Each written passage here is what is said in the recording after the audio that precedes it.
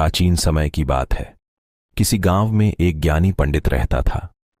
उस पंडित का एक दोस्त दूसरे गांव में रहता था और वह जन्म से ही लंगड़ा और गूंगा था। एक दिन पंडित अपने उस दोस्त से मिलने के लिए घर से निकला। उसके दोस्त का गांव वहां से काफी दूर था। वह ज्ञानी पंडित रास्ते में जा ही रहा था कि उसे अचानक एक आदमी मिला। वह आदमी भी उस पंडित के साथ साथ चलने लगा। पंडित ने भी सोचा कि रास्ता बहुत लंबा है, इस आदमी के साथ बातें करते करते रास्ता आसानी से कट जाएगा। ज्ञानी पंडित ने उस आदमी से उसका नाम पूछा तो उस आदमी ने अपना नाम महाकाल बताया। अब पंडित और महाकाल दोनों साथ साथ चल रहे थे कि रास्ते में एक दूसरा गांव आया। तब महाकाल ने उस पंडित से कहा कि तुम आगे चलो, मुझे इस गांव में एक पहचान वाले से थोड़ा सा काम है, मैं काम खत्म करके अभी आता हूं। थोड़ी ही देर में गांव में एक भैंस ने एक आदमी को मार दिया और यह खबर पूरे गांव में फैल गई। कुछ ही देर में महाकाल पंडित के पास वापस आ गया। वह दोनों साथ साथ आगे बढ़ने लगे। थोड़ी दूर जाने पर रास्ते में एक और गांव आया तो महाकाल उस पंडित से बोला कि इस गांव में थोड़ा सा काम है, तुम चलो, मैं काम खत्म करके आता हूं। उस आदमी के जाने के कुछ ही समय के पश्चात उस गांव में आग लग गई। वह पंडित अब सोचने लगा कि यह आदमी जहां जहां जाता है वहां पर कोई ना कोई बुरी घटना जरूर घटती है। उस पंडित ने महाकाल से पूछ ही लिया कि भाई, तुम कौन हो? तुम जहां भी जाते हो वहां कोई ना कोई बुरी घटना जरूर होती है। पंडित की बात सुनकर महाकाल बोला कि मैं यमदूत हूं, मनुष्यों के प्राण हरण करना मेरा काम है। उसके बाद पंडित ने महाकाल से पूछा कि तुम यमदूत हो तो यह बताओ कि अगली मृत्यु किसकी होने वाली है। तब महाकाल ने कहा कि अगली मृत्यु तुम्हारे उस मित्र की होने वाली है जिससे तुम मिलने के लिए जा रहे हो। वह पंडित सोचने लगा, यदि ऐसी बात है तो मैं अपने मित्र से मिलने नहीं जाऊंगा।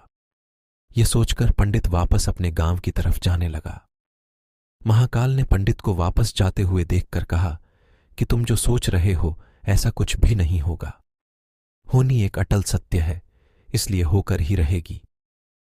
थोड़ी देर में उस पंडित ने देखा कि उसका मित्र उससे मिलने के लिए बड़ी तेजी से चला आ रहा है। जैसे ही उसका मित्र उस पंडित पास पहुंचता है, हृदयाघात होने के कारण उसकी मृत्यु हो जाती है।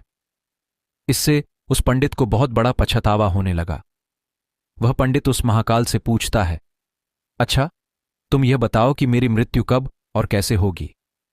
तब महाकाल ने कहा कि तुम्हारी मृत्यु ठीक 6 महीने बाद दूसरे राज्य में फांसी लगने से होगी। पंडित यह बात सुनकर घबरा गया और वह जल्दी से अपने घर पहुंचा और सीधे अपने राज्य के राजा के पास गया और राजा को सारी बात बता दी। तब राजा ने सभी मंत्रियों को बुलाया और इस समस्या का हल पूछा। सभी ने सोचने के बाद यह हल निकाला कि वह पंडित इसी राजमहल में 6 महीने तक रहेगा। राजा ने पंडित के लिए राजमहल में ही रहने की व्यवस्था करवा दी। धीरे धीरे समय बीतता गया। उस पंडित को नींद में चलने की बीमारी थी और यह बात उस पंडित को मालूम भी नहीं थी। जिस दिन उसकी मृत्यु होने वाली थी उसी रात्रि को वह पंडित नींद में राजमहल से बाहर निकल गया। पंडित राजा के यहां मेहमान था, इसलिए किसी भी पहरेदार ने उसे जाने से नहीं रोका। वह पंडित राजमहल से निकलकर दूसरे राज्य के राजमहल में जाकर राजा के शयन कक्ष में राजा और रानी दोनों के बीच में जाकर सो गया। सुबह जब राजा की नींद खुली तो उस पंडित को अपने शयन कक्ष में देखकर बहुत क्रोधित हुआ और गुस्से में उस पंडित को फांसी की सजा सुना दी। तब पंडित ने उस राजा को सारी कहानी सुना डाली। पंडित की बातों पर राजा को विश्वास नहीं आया। उसकी बातों की सच्चाई जानने के लिए राजा ने अपना एक गुप्तचर अपने पड़ोसी राजा के पास भेजा। गुप्तचर ने वापस आकर पंडित की बातों पर सच की मुहर लगा दी। यह सुनकर उस राजा को अपने दिए दंड पर बहुत पछतावा हुआ। लेकिन उस राज्य का एक नियम था कि एक बार राजा जो सजा सुना दे अभी उसको बदला नहीं जा सकता।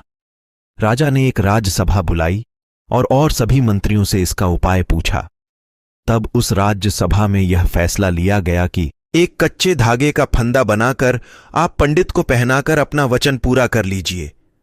कच्चे धागे का फंदा होने के कारण पंडित की मृत्यु भी नहीं होगी और आपके फैसले की लाज भी बच जाएगी। तब कच्चे धागे से फांसी का फंदा बनाया गया और उसके अगले दिन पंडित के गले में डालकर फंदे को खींच दिया गया। सभी ने यह सोचा था कि पंडित को कुछ नहीं होगा। फांसी देते समय धागा तो टूट गया, लेकिन उस कच्चे धागे की वजह से उस पंडित के गले की नस कट गई, जिसकी वजह से उसका खून तेजी से निकलने लगा। ज्यादा खून बह जाने की वजह से उस पंडित की मृत्यु हो गई। शिक्षा इस कहानी से हमें मिलती है कि मृत्यु एक अटल सत्य है।